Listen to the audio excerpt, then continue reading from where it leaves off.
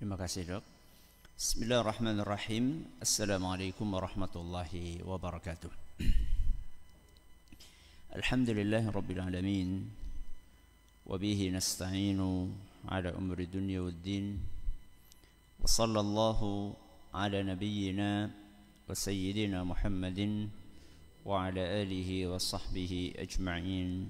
Amma ba'd.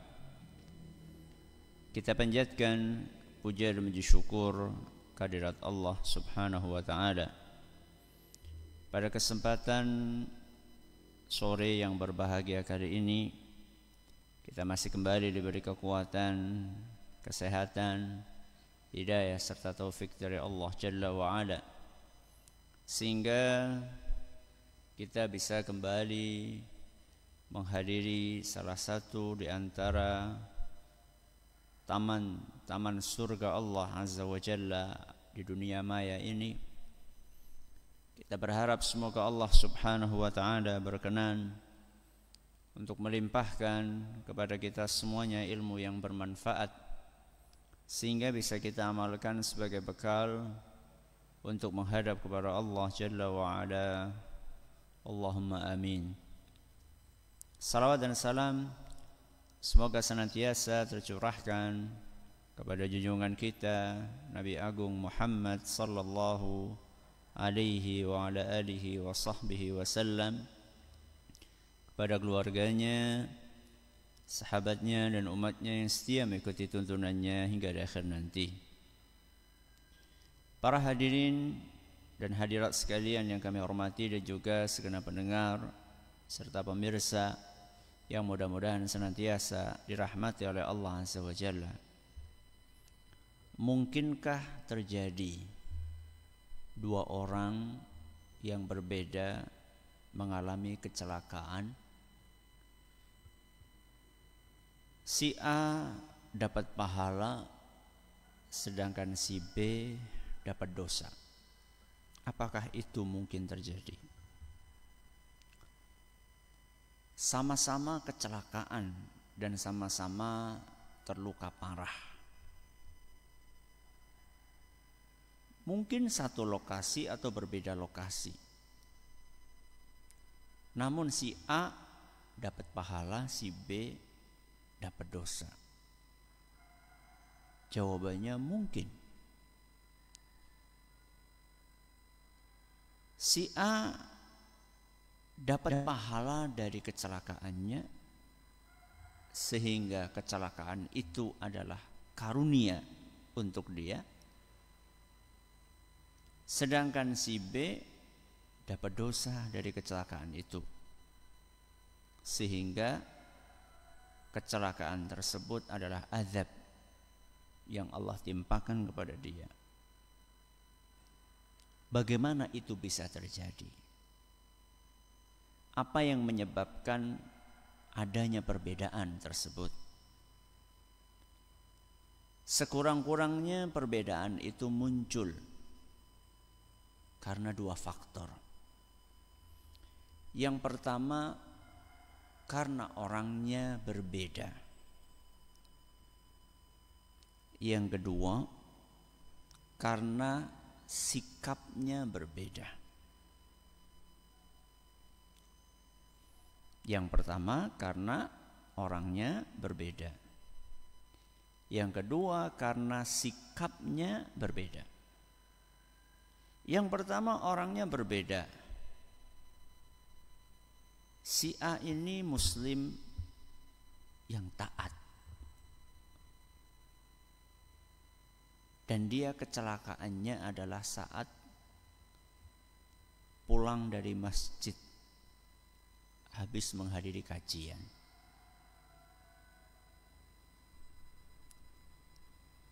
Si B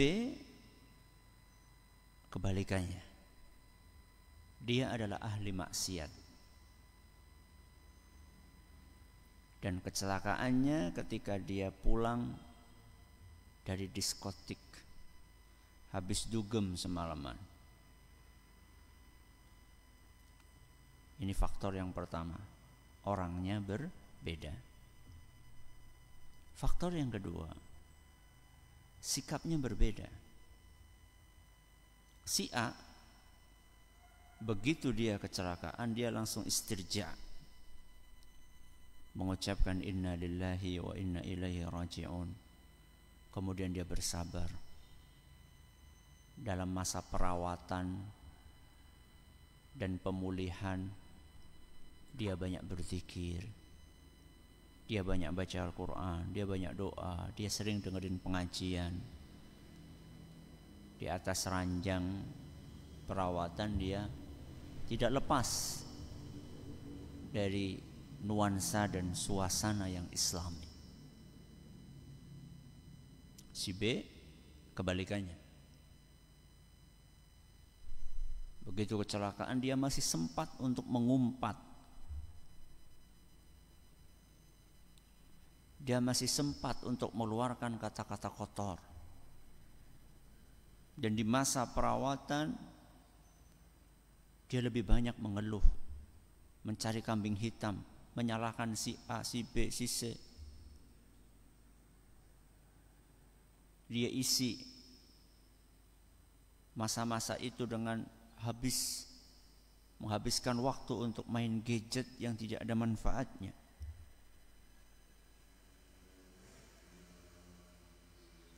Sama-sama kecelakaan, sama-sama terluka parah. Tapi mengapa buat si A itu adalah rahmat, itu adalah karunia, dan buat si B itu adalah azab? Karena dua faktor yang kita sebutkan tadi. Yang pertama, orangnya berbeda, dan yang kedua, sikapnya berbeda. Wabah pun demikian. Kalau judul kajiannya adalah wabah, azab atau rahmat, azab atau karunia, jawabannya tergantung siapa orangnya dan bagaimana sikapnya.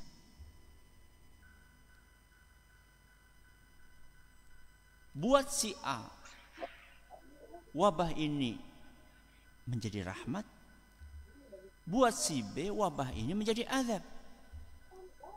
Si A dan si B tinggal di kota yang sama, bahkan mungkin tinggal di rumah yang sama, tapi karena orangnya berbeda dan sikapnya juga berbeda, maka akan berbeda pula wabah di hadapan dua orang ini. Apa dalilnya yang membedakan antara dua orang tersebut? Walaupun kasusnya sama, dalilnya adalah sabda Nabi sallallahu alaihi wasallam yang termaktub dalam Sahih Bukhari, di mana Ummul Mukminin, ibunda kita Aisyah radhiyallahu anha, pernah bertanya kepada Rasulullah sallallahu alaihi wasallam. Beliau bertutur, "Sa'altu Rasulullah sallallahu alaihi wasallam 'anit ta'un." Aku pernah bertanya kepada Nabi sallallahu alaihi wasallam tentang ta'un. Ya. Salah satu jenis wabah. Salah satu jenis wabah. Maka Nabi sallallahu alaihi wasallam pun menjawab, annahu adzabun yab'atsuhu Allahu 'ala man yasha. Ta'un itu adalah azab yang Allah timpakan kepada siapapun dari hambanya yang dia kehendaki. Azab. Tapi simak selanjutnya, wa annallaha ja'alahu rahmatan lil mu'minin. Dan Allah Subhanahu wa taala menjadikan ta'un itu sebagai rahmat bagi kaum mukminin. Orangnya berbeda. Ta'unnya sama, wabahnya sama. Tapi karena orangnya berbeda, yang ini mukmin, yang ini bukan mukmin, yang ini ahli ibadah, yang ini ahli maksiat, maka hasilnya pun akan berbeda. Kemudian Rasulullah SAW menjelaskan, yang membuat beda itu bukan hanya orangnya, tapi juga sikapnya. Mari kita simak baik-baik apa kata Nabi SAW. Bagaimana seharusnya kita bersikap menghadapi ta'un, menghadapi wabah. Falaisa min rajulin yaqa'ut ta'un. Ketika seorang mengalami masa ta'un, mengalami masa wabah, fayamkuthu fi baitihi. Ini riwayat Ahmad. Riwayat Bukhari, fayamkuthu fi baladih. Ketika terjadi wabah tersebut, seseorang dia menyikapinya dengan satu, dia berdiam di wilayahnya. Ini riwayat Bukhari. Riwayat Ahmad mengatakan dia berdiam di rumahnya. Sikap yang kedua, sabiran. Dia bersabar menghadapi ujian tersebut. Muhtasiban. Dia berharap pahala dari ujian tadi. Yang keempat, ya'lamu annahu la yusibuhu illa ma kataballahu lah. Dia meyakini bahwa apapun yang terjadi adalah dengan takdir Allah. Berarti yang keempat adalah meyakini takdir Allah. 4 sikap ini.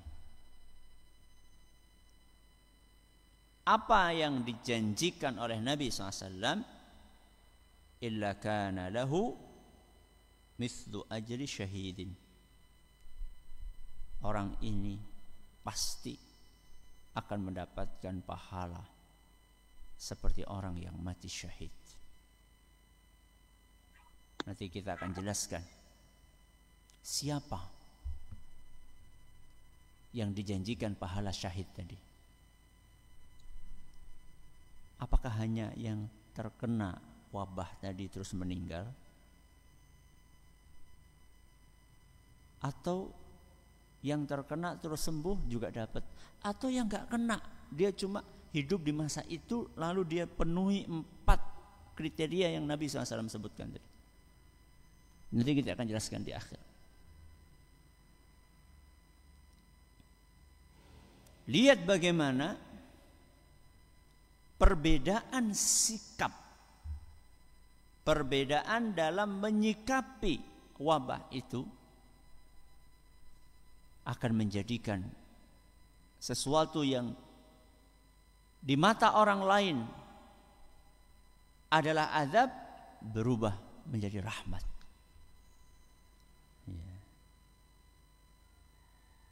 Jadi wabah apakah azab atau rahmat? Satu tergantung orangnya, dia mukmin atau bukan. Kalau bukan mukmin itulah azab, kalau mukmin itulah rahmat. Kemudian bagaimana dia menyikapinya? Kalau dia mengikuti arahan dari Nabi SAW yang tadi kita sampaikan, maka itu akan menjadi rahmat bagi dia. Baik, kita bahas sikap yang seharusnya dilakukan. Yang pertama, yamkuthu fi baladih, berdiam di wilayahnya. Kenapa? ini yang diarahkan oleh Nabi SAW, para ulama kita mengatakan dalam rangka untuk melakukan ikhtiar pencegahan. Sehingga bisa disimpulkan bahwa sikap yang pertama yang perlu dilakukan ketika kita menghadapi wabah inilah berikhtiar melakukan pencegahan. Karena Nabi SAW mengarahkan kita agar kita tidak banyak aktivitas di luar, itu dalam rangka untuk menghindari tertular. Sebagaimana yang disebutkan dalam hadis riwayat Bukhari dan Muslim, "Idza sami'tum bihi ay at-ta'una bi ardin fala taqdumu alaih." Kalau kalian mendengar ada ta'un terjadi di suatu wilayah, maka jangan kalian mendatanginya. Karena peluang tertularnya lebih besar. Ini adalah ikhtiar. Sehingga bukan hanya itu yang seharusnya dilakukan oleh mukmin. Bukan hanya sekedar dia berdiam di wilayahnya. Termasuk juga yang perlu dilakukan adalah ikhtiar lainnya yang direkomendasikan oleh para ahli di bidang kesehatan, bahwa itu bisa membantu untuk mencegah terkena wabah.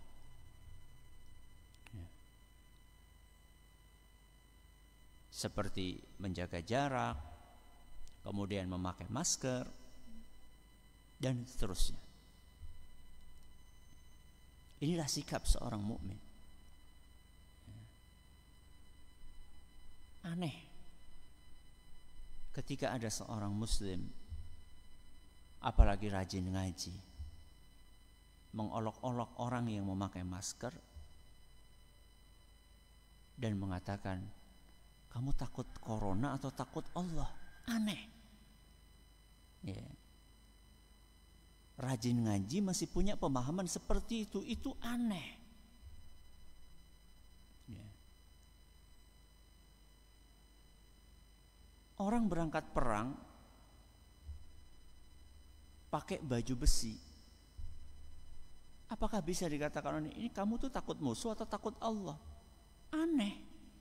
Nabi SAW sayyidul mutawakkilin, manusia yang tawakalnya paling sempurna. Ketika berangkat perang, Nabi SAW memakai baju pelindung yang lengkap, topi besi, baju besi, bawa pedang, bawa tameng.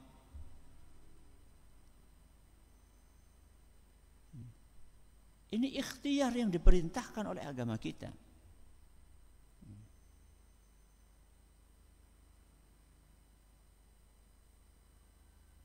Dan ini adalah bagian dari kita menjalankan al-akhdhu bil asbab. Melakukan sebab-sebab pencegahan.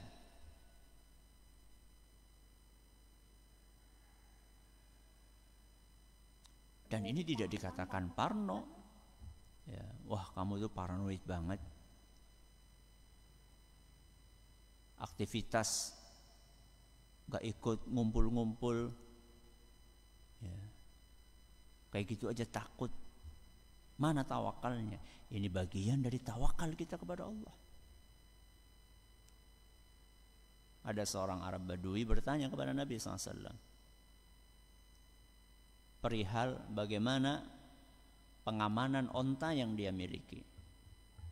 Bagaimana mengamankannya? Apakah nggak usah diikat terus kita serahkan aja sama Allah? Atau bagaimana? Maka Nabi SAW mengatakan, i'qilha wa tawakkal. Ikat ontamu dan tawakallah kepada Allah. Mana orang yang mengatakan takut corona? Apakah si Arab Badui itu yang diajarin sama Nabi SAW untuk mengikat ontanya? Berarti dia nggak tawakal? Ngapain diikat-ikat? Serahkan aja sama Allah, titipkan aja sama Allah. Inilah bagian dari usaha lahiriah yang diperintahkan oleh agama kita.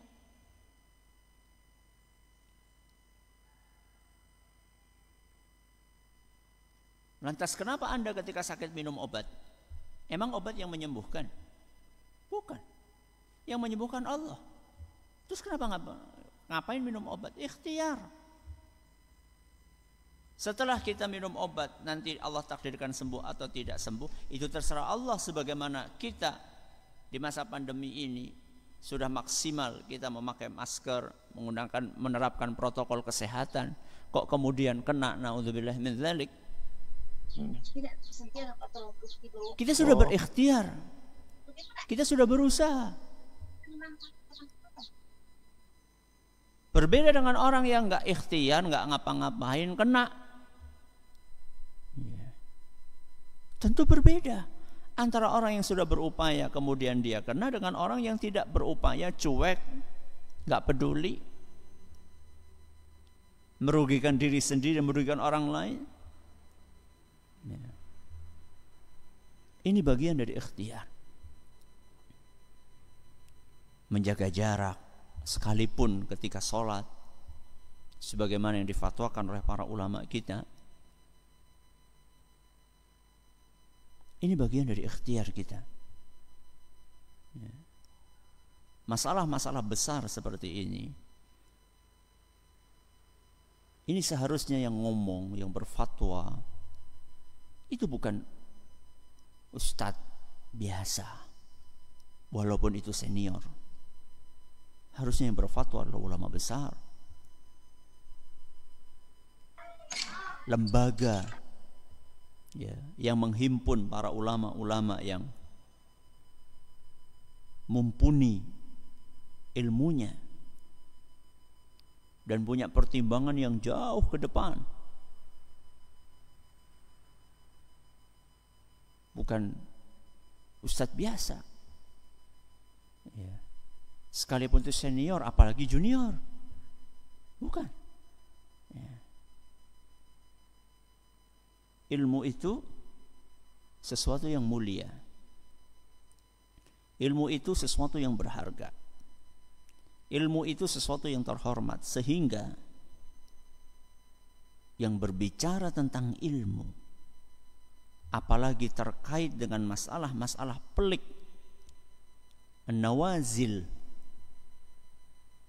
yang terkait dengan hajat orang banyak, yang terkait dengan nyawa orang banyak, seharusnya yang berbicara itu adalah manusia-manusia tertentu saja yang memenuhi kriteria, bukan sembarang orang. Ini yang pertama, yaitu melakukan ikhtiar pencegahan. Dan tentunya bukan hanya pencegahan, termasuk pengobatan. Ketika terkena, maka dia melakukan ikhtiar pengobatan. Baik itu ikhtiar yang bersifat syar'i maupun ikhtiar yang bersifat lahiriah, materi.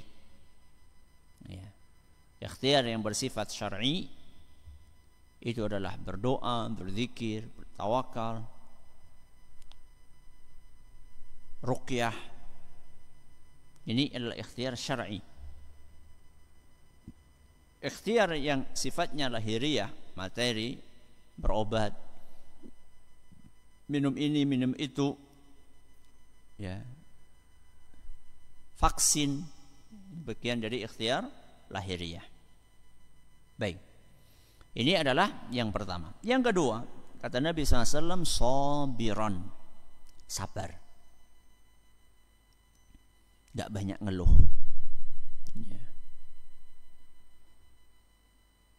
Dan ini salah satu kunci kesuksesan kita dalam menghadapi pandemi ini.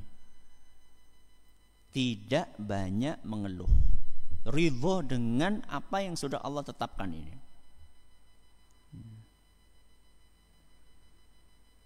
Walaupun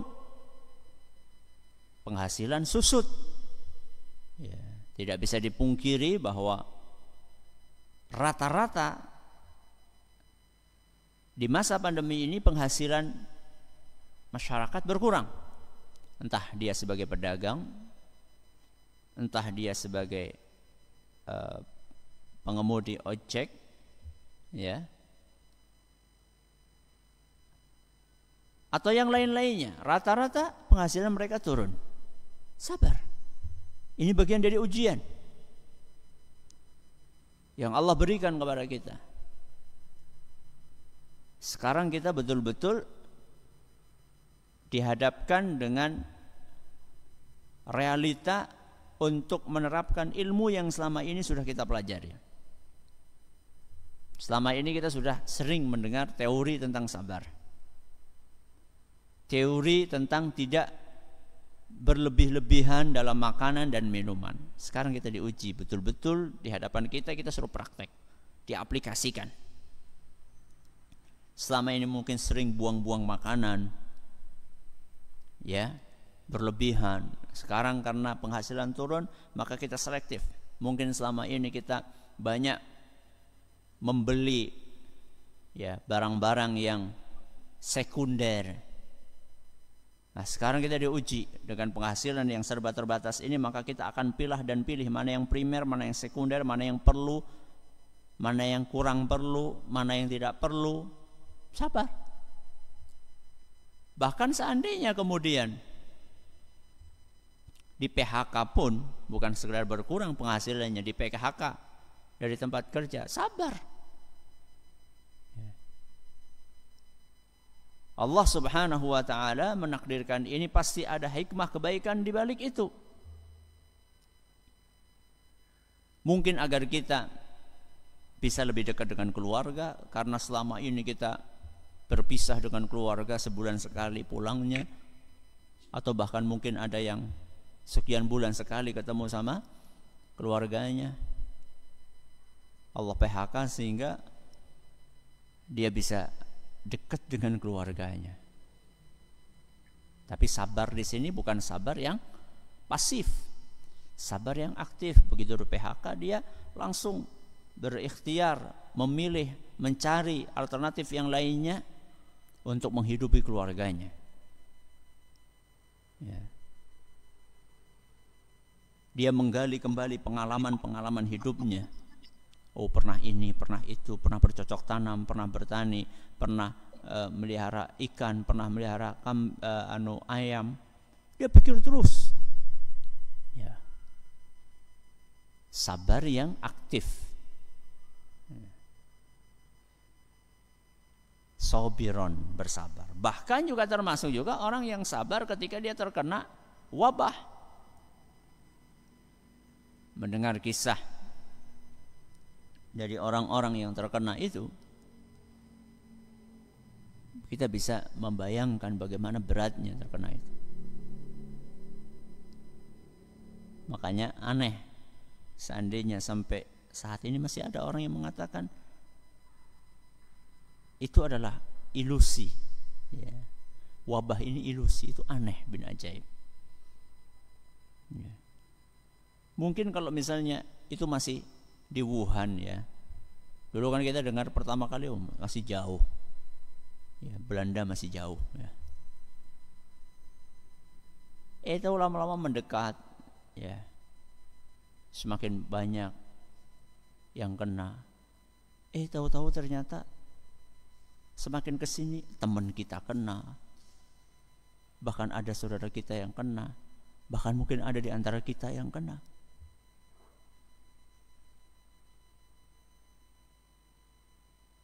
Ketika Allah takdirkan kena, bersabar menghadapi ujian tersebut. Ya. Nafas jadi butuh bantuan. Ya, harus pakai ventilator. Saat itu kemudian merasakan betapa mahalnya oksigen yang Allah berikan setiap hari kepada kita. Betapa nikmatnya kesehatan yang selama ini kita rasakan. Ya. Ini yang kedua. Yang ketiga, kata Nabi SAW, muhtasiban, berharap pahala. Berharap pahala. Karena apapun kesusahan yang dialami oleh seorang mukmin itu berpeluang menghasilkan pahala. Bahkan kata Rasul SAW dalam hadis riwayat Muslim, hatta syaukah yushakuha. Sekalipun ujian itu hanya sekedar tertusuk duri, bayangkan, tertusuk duri, itu kan sesuatu yang kita anggap kecil. Itu saja, illa kafarallahu biha min khatayah, akan bisa menggugurkan dosa, menambah pahala. Makanya ada manusia-manusia yang nanti di hari kiamat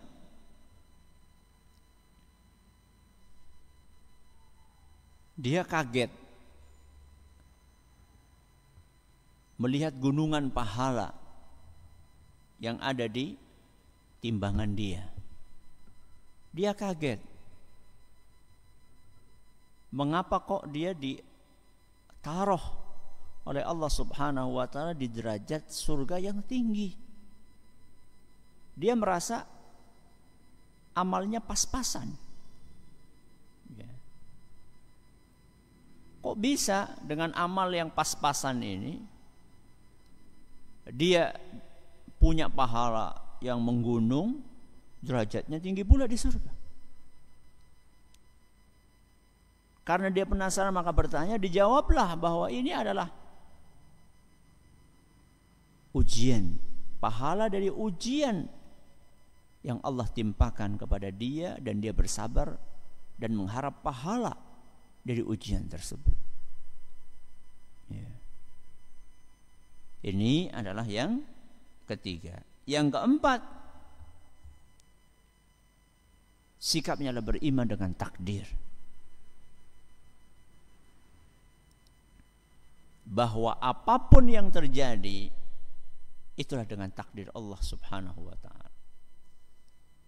Allah sudah menakdirkan bahwa di tahun-tahun ini akan terjadi pandemi. Allah sudah tulis itu di Lauhul Mahfuz. Bukan tahun kemarin ditulisnya. Bukan 10 tahun yang lalu, bukan. Allah sudah tulis itu sebelum adanya alam semesta ini. Langit bumi belum ada, itu Allah sudah tulis bahwa di tahun sekian akan terjadi pandemi. Kapan itu? 50.000 tahun sebelum diciptakannya langit dan bumi. Kita harus yakin itu.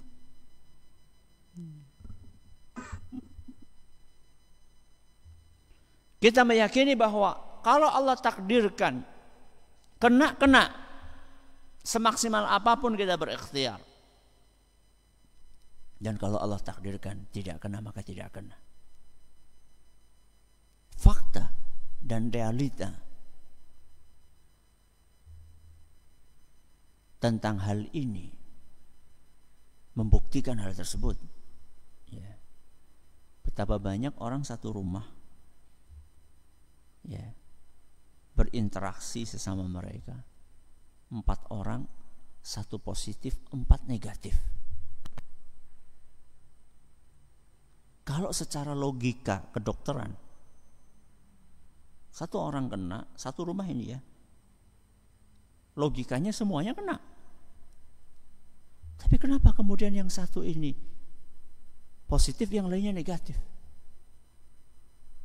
Atau sebaliknya, 4-4-nya positif, 1-nya negatif. Katanya yang lebih lanjut usianya punya peluang lebih besar untuk terjangkit. Ternyata ada beberapa kasus yang muda-muda yang kena, yang tua-tua yang nggak kena. Ini takdir Allah semuanya. Ya.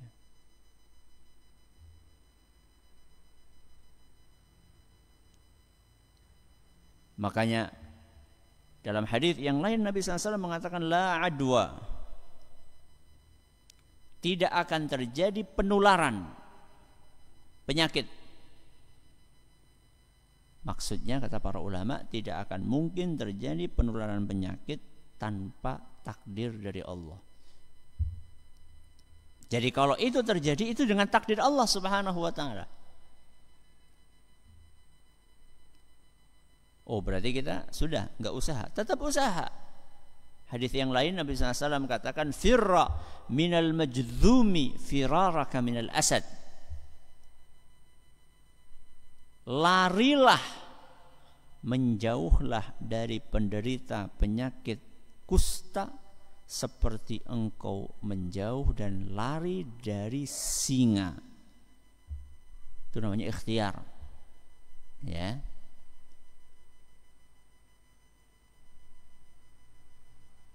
Seandainya kita sudah menjauh sejauh-jauhnya dari orang yang terkena penyakit kusta tadi, kok tetap kena, itu dengan takdir Allah. Agar kita sadar bahwa semaksimal apapun kita berikhtiar, kalau Allah menakdirkan, maka itu pasti akan terjadi. Dan jangan tinggalkan ikhtiar dengan alasan ini. Karena Nabi SAW sendiri yang menganjurkan, memerintahkan kita agar menjauh dari orang yang terkena penyakit menular tadi. Ini 4 sikap agar wabah ini menjadi rahmat. Rahmatnya di mana? Illa kana lahu mithlu ajris syahid. Siapapun yang memenuhi kriteria 4 tadi, maka dia pasti akan mendapatkan pahala syahid. Inilah rahmat.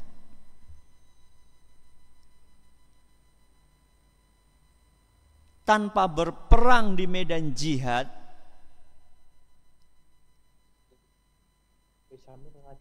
tanpa berdarah-darah,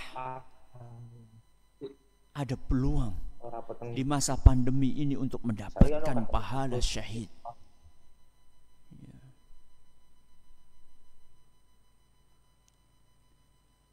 Apakah yang mendapatkan pahala syahid itu hanya yang kena terus mati? Enggak. Karena di dalam hadis ini Nabi SAW tidak mengatakan bahwa yang dapat pahala syahid adalah yang kena terus mati. Enggak. Nabi SAW sebutkan 4 kriteria yang tadi sudah kita jelaskan. Siapapun yang memenuhi 4 kriteria tadi dan dia adalah seorang mukmin, maka dia dijanjikan pahala syahid. Sehingga Imam Ibnu Hajar Al-Asqalani rahimahullah diikuti dengan ulama yang lainnya. Beliau mengatakan bahwa pahala syahid ini dijanjikan bagi siapa yang kena terus mati, siapa yang kena terus sembuh, dan siapa yang tidak kena tapi dia hidup di masa pandemi tersebut dan dia memenuhi 4 kriteria yang tadi disebutkan. Masya Allah, rahmat. Ya. Sehingga kembali kepada kita. Kita pengen wabah ini akan jadi azab atau kita pengen wabah ini jadi rahmat? Tergantung siapa kita, mukmin atau tidak, dan tergantung bagaimana kita menyikapinya. Mudah-mudahan bermanfaat. Wallahu ta'ala a'lamu bishawab. Silahkan kalau ada pertanyaan bisa disampaikan.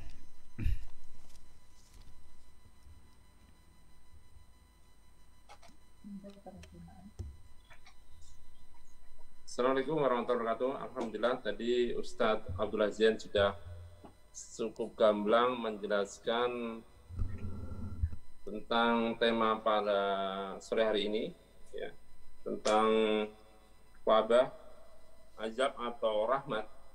Dan para jamaah mungkin bisa bertanya langsung kepada Ustadz. Bagi para yang langsung mengaktifkan mute-nya, sedangkan yang ibu-ibu atau akhwat lewat kolom chatting. Monggo.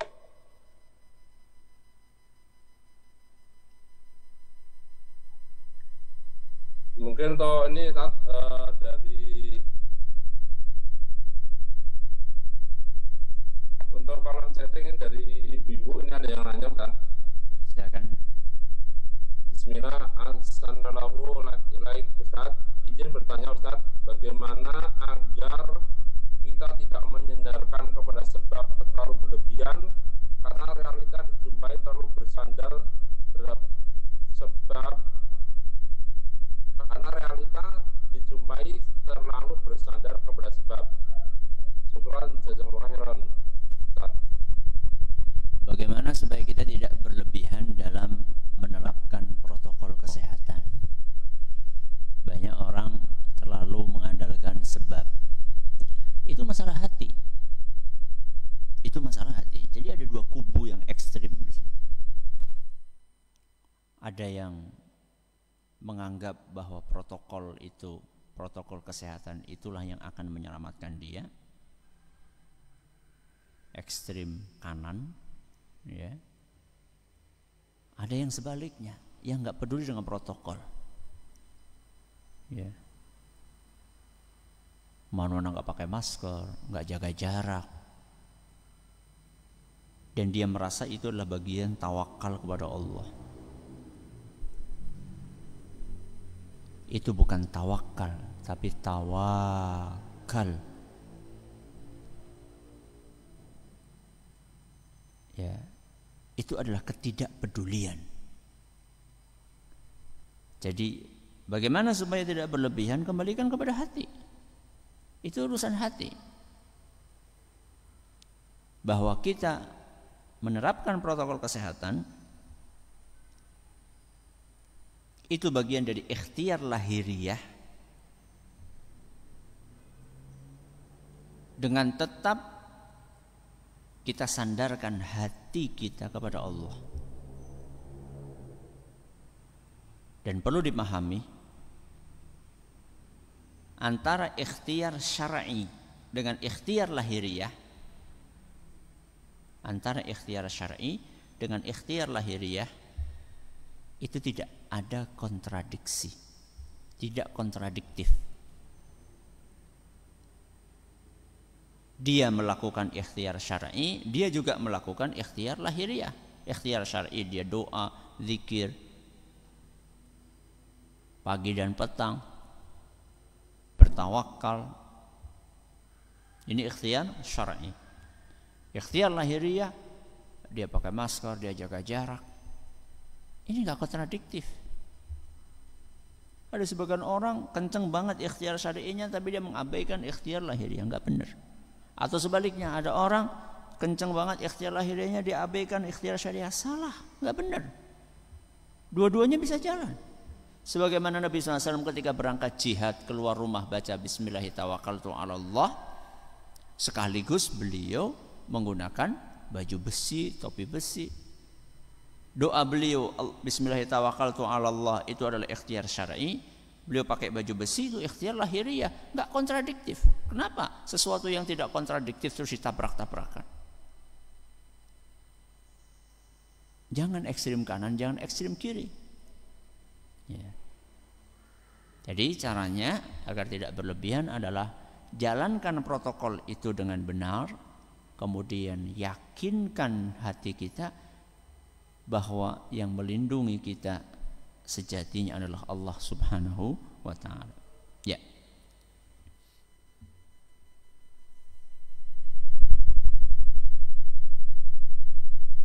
Jamaah, sebelum dilanjutkan, mungkin bagi para jamaah yang datang terlambat, saya akan sedikit resumekan tadi dari kajian yang Ustaz Abdul Aziz sudah sampaikan. Jadi karena sebagian dari jamaah ini ada yang sebagian terlambat datang. Mungkin saya sebagai moderator sedikit untuk meringkas dari nasihat Ustadz yang jadi tema pada sore hari ini adalah wabah, azab atau rahmat. Nah, apakah suatu wabah atau suatu musibah apapun bentuknya, apakah itu menjadikan suatu azab atau rahmat, memang tergantung dari dua. Yang pertama adalah orangnya, artinya apakah orang itu beriman atau tidak, ya. Yang kedua yaitu cara mensikapinya. Cara mensikapinya tadi Ustaz sudah menjelaskan sangat gamblang sekali, sangat jelas sekali. Yang pertama adalah tergantung dari ikhtiarnya, ikhtiar syar'i atau ikhtiar lahiriahnya. Ikhtiar syar'i dengan hubungan dengan contoh Ustaz sampaikan tadi masalah pandemi COVID-19 ini, tentu ikhtiar syar'i di dalam dunia kedokteran sudah sangat jelas sekali, seperti 3M dan sebagainya. Dan itu bagian ikhtiar kita. Kemudian juga ikhtiar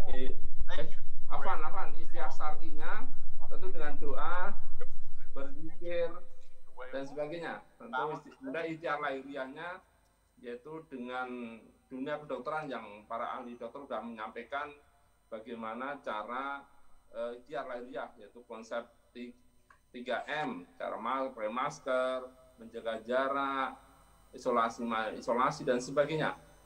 Kemudian yang kedua yaitu dengan sabar, ya. Sabar. Yang ketiga adalah mengharap pahala atau muktisaban, mengharap pahala dengan musibah tersebut. Yang keempat adalah tetap beriman kepada takdir Allah, bahwasanya memang musibah yang terjadi ini sudah ketentuan Allah. Siapa yang kena COVID, siapa yang tidak, Allah yang menakdirkan, Allah yang menetapkan. Karena semua ini sudah takdirkan di dalam kitab Lauhul Mahfuz, yaitu 50.000 tahun sebelum Allah menciptakan langit dan bumi. Mungkin cerita itu kita seperti itu, kayaknya seperti itu kita. Mungkin Ustaz ada yang koreksi tentang kesimpulan saya.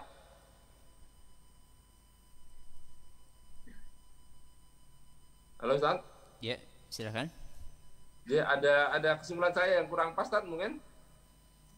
Cukup insyaallah itu paling tadi ya, 50.000. Silakan para jamaah, masih ada 2 pertanyaan lagi. Saya memberikan waktu untuk para peserta kajian karena ini untuk 2 pertanyaan lagi. Bapak atau Ibu, monggo. Assalamualaikum warahmatullahi wabarakatuh.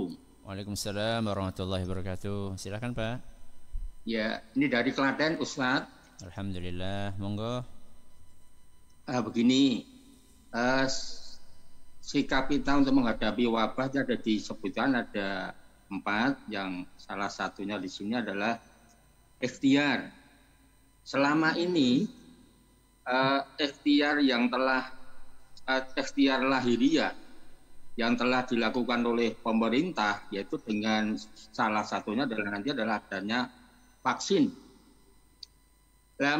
Kemudian yang ikhtiar syar'i kita diupayakan untuk berdoa, zikir dan sebagainya. Nah, karena kita itu juga punya ulama-ulama, Ustadz. Apakah sejauh ini sikap para ulama untuk menghadapi wabah demi umatnya dalam ikhtiar syar'i untuk mengimbangi ikhtiar lahirnya dari pemerintah itu kira-kira apa, Ustadz? Apakah nanti itu ada semacam istilahnya itu doa bersama, atau mungkin dengan sholat apa yang dipimpin oleh para ulama, sehingga sebagai wujud dari ikhtiar kita untuk ikhtiar secara syar'i. Karena memang selama ini kelihatannya menurut saya itu dari para ulama itu hanya sebatas menganjurkan, tapi belum ada semacam sikap yang bagaimana untuk dilakukan bersama-sama. Saya kira demikian, Ustadz. Mohon maaf kalau ada kesalahannya atau tidak pas pertanyaan saya. Wassalamualaikum warahmatullahi wabarakatuh. Waalaikumsalam warahmatullahi wabarakatuh. Terima kasih atas pertanyaannya. Apa yang sudah dilakukan ulama terkait dengan ikhtiar syar'inya?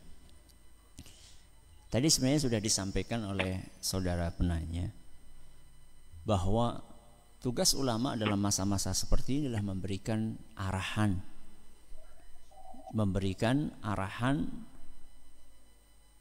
nasihat, fatwa kepada umat terkait bagaimana umat menyikapi masa-masa seperti ini. Dan alhamdulillah, baik ulama di negeri kita maupun ulama di luar negeri, mereka telah menunaikan tugas tersebut. Baik itu berupa fatwa, buku, kajian, artikel, banyak sekali. Bahkan beberapa saat yang lalu saya dikirimi ada khusus untuk membahas bagaimana agama menyikapi masalah-masalah di masa-masa seperti ini saja. Itu terkumpul ada sekian ribu atau ratus halaman kajian tentang itu, yang ini mereka tulis untuk umat. Mungkin yang dimaksud oleh penanya adalah kapan kita melakukan doa bersama atau sholat bersama atau sesuatu yang sifatnya bersama. Menarik untuk kita simak apa yang dituturkan oleh Ibnu Hajar Al-Asqalani rahimahullah, Al-Hafidh Ibnu Hajar Al-Asqalani. Di zaman beliau sekitar abad ke-7 ke-8 Hijriyah itu terjadi wabah.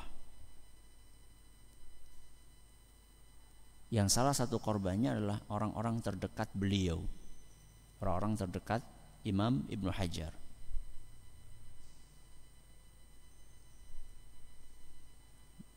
Sebagai seorang ulama yang punya tugas untuk memberikan arahan kepada masyarakat, maka beliau pun menulis sebuah buku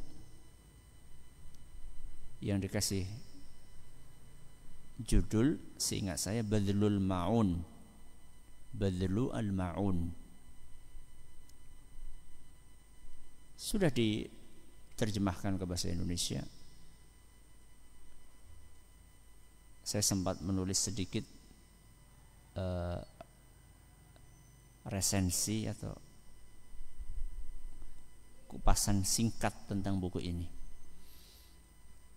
Menarik di situ beliau menceritakan bahwa ketika terjadi wabah, ada sebagian tokoh agama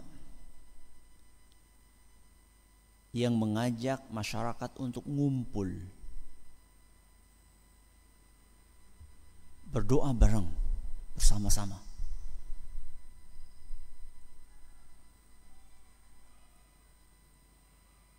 Sehingga terkumpullah banyak masyarakat. Mereka berdoa bersama, meminta, berzikir. Kata Al-Imam Ibnu Hajar Al-Asqalani, apa yang terjadi? Beliau menceritakan apa yang terjadi saat itu. Begitu mereka ngumpul di masa wabah seperti itu, maka yang terjadi beberapa hari kemudian korban semakin banyak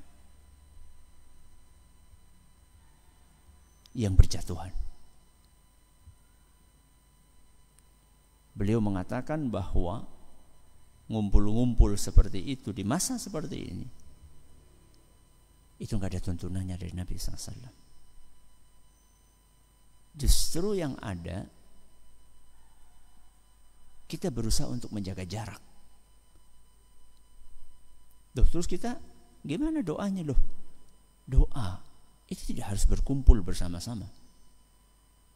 Masing-masing dari kita berdoa. Ya, ada yang berdoa di masjid, ada yang berdoa di rumah, ada yang berdoa di tempat kerjanya. Masing-masing dari kita berdoa. Tidak harus kita berkumpul, kecuali memang ketika kita melakukan sholat berjamaah dengan tetap memperhatikan protokol kesehatan, atau saat kita hadir khutbah Jumat dengan tetap memperhatikan protokol kesehatan itu. Tapi ngumpul-ngumpul bikin acara bareng-bareng sebagaimana yang terjadi di zaman itu yang diceritakan oleh Imam Hajar, itu nggak ada contohnya dari Nabi SAW. Dan efeknya justru malah lebih mengerikan. Yang seharusnya korbannya bisa diminimalisir, karena ada terjadi kejadian seperti itu, akhirnya semakin banyak.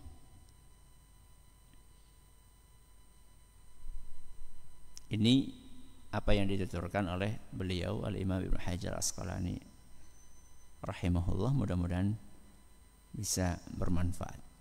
Silakan, satu pertanyaan lagi.